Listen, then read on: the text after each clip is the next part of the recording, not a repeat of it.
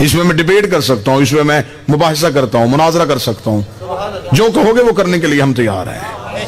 خدا نے اعمال کا حساب قیامت والے دن لینا ہے، عقائد کا حساب قبر میں لینا ہے۔ قبر میں عمل نہیں دیکھے جائیں گے، عقیدہ پوچھا جائے گا۔ پھر مجھے میرا وقت بچانا کہ مجھے وضاحت کی طرف نہ نکلنا پڑے، ایک ہی جملے کو سمجھ لینا، قیامت والے دن عمل اسی کے دیکھے جانے جس کا قبر میں عقیدہ ٹھیک ہے۔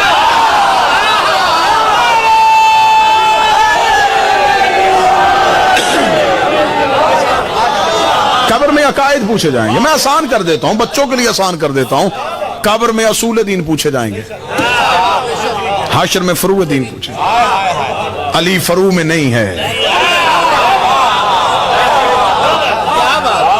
علی اصول۔ اس لیے تو ہم اپنے مرنے والے کو اس کی موت کے بعد اس کی تیاری ایسی کرواتے ہیں، شہادت نامہ لکھا جاتا ہے، کفن میں نادی علی لکھی جاتی ہے۔ میرے ایک سنی دوست نے مجھ سے سوال کیا تھا، اس نے کہا یہ آپ شیعہ کفن میں اتنا کچھ کیوں لکھ دیتے ہیں جبکہ سفید کفن پہنانا چاہیے؟ میں نے کہا کیا کریں، ایک صحابی کی سیرت پہ عمل کرتے ہیں۔ اس نے کہا آپ شیعہ تو صحابہ کو مانتے نہیں ہیں، کس صحابی کی سیرت پہ عمل کرتے ہیں؟ میں نے کہا جی کتابوں میں لکھا ہوا ہے کہ آپ کے ایک صحابی سے میرے مولا حسن نے کہہ دیا تھا اس کے بیٹے سے کہ تو میرے نوکر کا بیٹا ہے۔ اسے جا کے باپ کو شکایت کی تھی، باپ نے کہا اگر حسن نے کہا ہے تو لکھوا کے لے آ۔ اس نے کہا بابا لکھوا کے لاؤں تو کیا کرے گا؟ اس نے کہا جب مر جاؤں تو میرے کفن میں رکھ دینا۔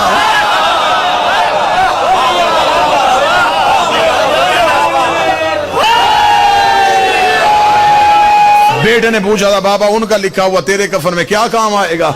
تو آپ کی کتابوں میں شبلی نعمانی نے ابھی تک لکھا ہوا ہے کہ باپ نے جواب دے کے کہا تھا جسے یہ غلام لکھ دے اس کا قبر میں فرشتے حساب نہیں لیتے۔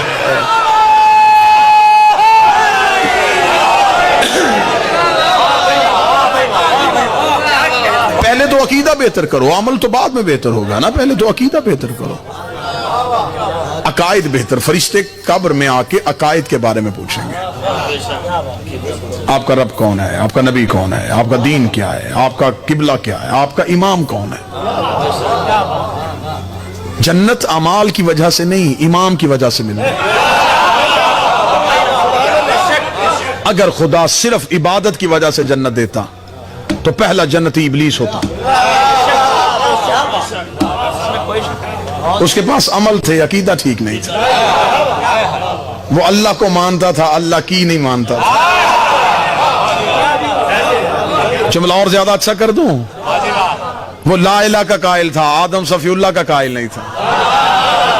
جہاں اللہ صفی اللہ کا منکر برداشت نہیں کرتا وہ علی ولی اللہ کا منکر برداشت۔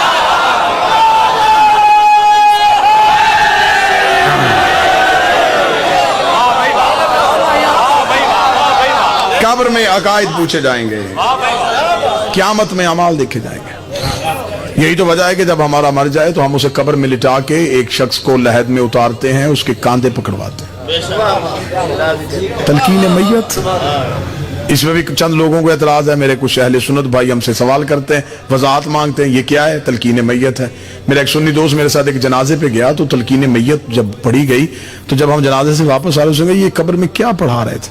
تو میں نے اسے اردو میں بتایا کہ یہ پڑھاتے ہیں۔ کہنے لگا مجھے سمجھ میں نہیں آتا کہ آپ زندگی میں اسے کیوں نہیں پڑھاتے ہیں، یہ مرنے کے بعد آپ جلدی جلدی کیوں پڑھا رہے ہو؟ تو میں نے کہا کاش تو نے کمرہ امتحان کے باہر وہ ٹہلتا ہوا نوجوان دیکھا ہوتا جو جلدی جلدی اپنے کتاب کے ورق الٹ پلٹ رہا ہوتا ہے، اسے پوچھو بیٹا تیاری نہیں ہے؟ تیاری پوری ہے، بس دہرائی کر رہا ہوں۔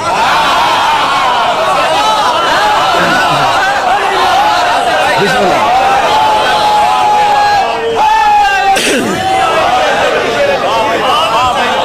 اس نے کہا نہیں جی یہ دیکھیں یہ تو بس ایک آپ نے خطیب ہے نا، پھر آپ نے خطابت کی بات کر دی کہ کوئی آپ نے کوئی صحیح جواب نہیں دیا۔ میں نے کہا پھر صحیح جواب سن لے، ہم نبی کی حدیث پہ عمل کرتے ہیں۔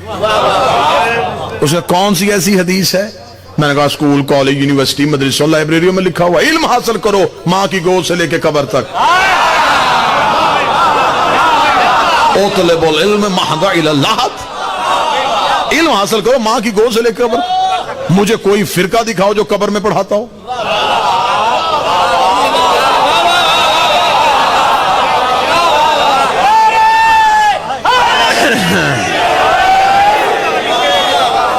اچھا نبی کے فرامین، نبی کی حدیث بھی اپنی مرضی سے نہیں ہے مسلمانوں نے۔ علم حاصل کرو خواہ تمہیں چین جانا پڑے، سنی ہے نا؟ ابھی تک یہ غلط العام ہے، اس کی وضاحت نہیں ہو رہی، اس کی تصحیح نہیں ہو رہی۔ علم حاصل کرو، خواہ تمہیں چین جانا پڑے۔ چین کس کا ترجمہ ہے؟ کیا بات، وہاں صاد یا نون سین کا لفظ ہے حدیث میں، چین کہاں سے آ گیا؟ چین کا ترجمہ کس مولوی نے کیا؟ عربی میں تو چے ہے ہی نہیں۔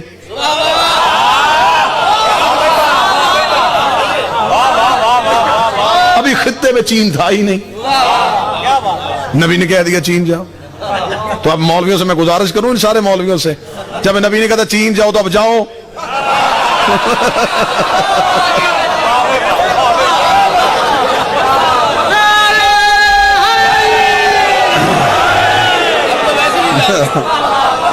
اب تو جہاں چین لکھا ہو وہاں نہیں بندے جاتے، تو اب جاؤ۔ یہ میں لفظ آپ کو اس لیے بتا رہا ہوں، یہاں لفظ سین کا لفظ صاد یا نون آیا ہے، اور جا کے علماء سے جا کے پوچھئے سین یہ عبرانی زبان میں بھی الفاظ استعمال ہوئے ہیں اور عربی میں ہوئے ہیں۔ یہ نجف کو سین کہتے تھے۔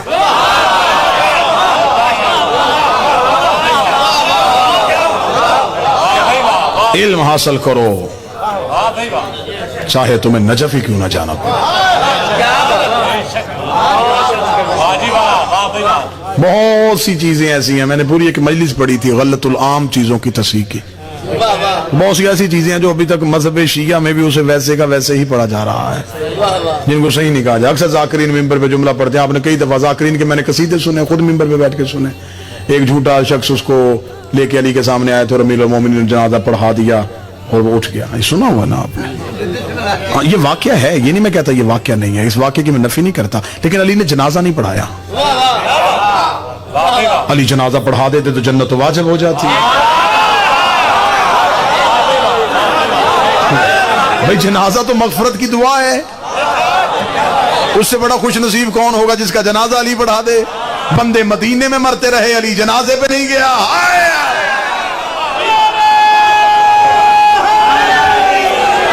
امیر المومنین تو منافق کے جنازے سے اجتناب کا اتنا حکم دیا ہے۔ مولا امیر المومنین فرماتے ہیں ہمارے دشمن کے جنازوں پہ نہ جایا کرو۔ علی ولی اللہ پڑھنا آسان کام نہیں ہے، اپنے آپ کو محصور رکھنا پڑتا ہے، اپنے آپ کو مقید رکھنا پڑتا ہے۔ علی فرمایا میرے دشمن کے جنازے پہ نہ جانا، اگر مجبوراً جانا پڑ بھی جائے دعا نہ کرنا۔ علی کہتے اگر مجبوراً ہاتھ اٹھانے بڑھ بھی جائیں آمین نہ کہنا، ایسا نہ ہو تو آمین کہے ہمیں بخشنا پڑ جائے۔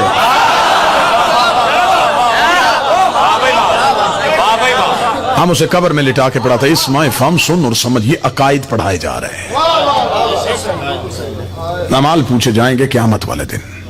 میرے سامنے میرا مجمع جج بن جائے، میں ابھی آپ کے سامنے ایک دلیل دیتا ہوں، شریعت میں ہے باپ دنیا سے چلا گیا، نمازیں ادھوری رہ گئیں، شریعت نے قضا نمازیں بیٹے پہ واجب کر دی۔ ایسا ہی تو پڑھ ثواب باپ کو جائے گا، اس کا مطلب عمل پیچھے سے چلا گیا۔ بیٹے کے پاس وقت نہیں ہے، صبح اسکول جاتا ہے، کالج جاتا ہے، یونیورسٹی جاتا ہے، جاب پہ جاتا ہے، میرے مالک وہ بھی نہیں پڑھ سکتا، فرمایا اگلی گنجائش دیتا ہوں، نماز اجارہ اجرت دے کے پڑھوا۔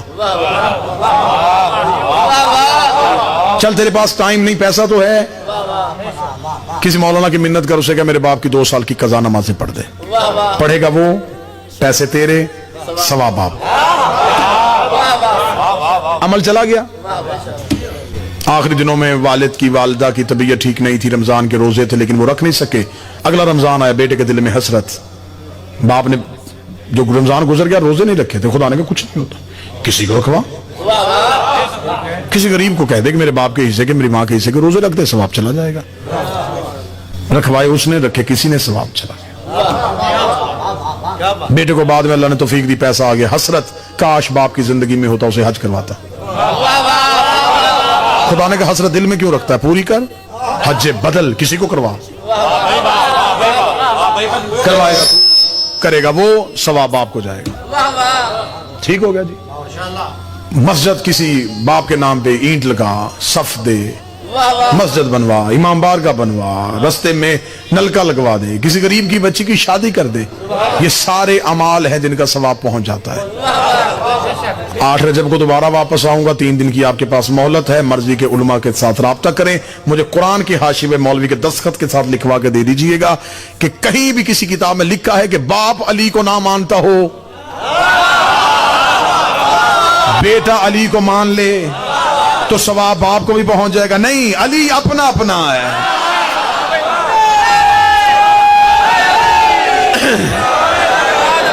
عمل پیچھے سے جا سکتا ہے, عقیدہ پیچھے سے نہیں جا سکتا. عقیدہ آپ کی سانس کی ڈور کے ٹوٹنے تک آپ کا منتظر ہے. آپ نے اپنے عقیدے کو بہتر رکھنا ہے. میں اتنا